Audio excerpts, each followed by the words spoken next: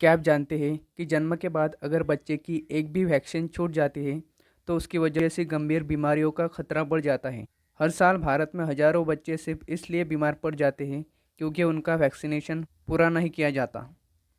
National immunisation schedule एक सरकारी scheme ही नहीं है, बल्कि आपके बच्चे को वैक्सीन प्रिवेंटेबल डिसीज से बचाने के लिए एक ढाल है।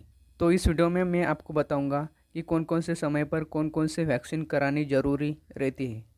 बेबी बॉर्न होने के बाद एट बर्थ जो वैक्सीन लगाई जाती है उसमें आता है BCG vaccine, hepatitis B vaccine, oral polio vaccine का पहला डोज।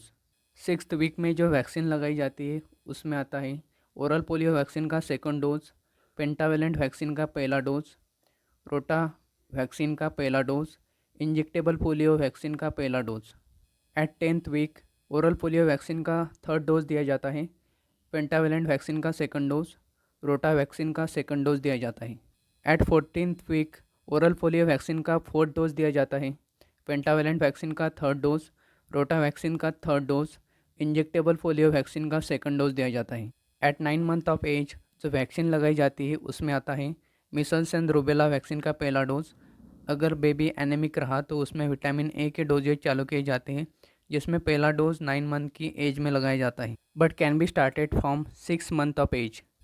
इसके बाद 16 to 24 मंथ के बीच में डीपीटी वैक्सीन लगाई जाती है।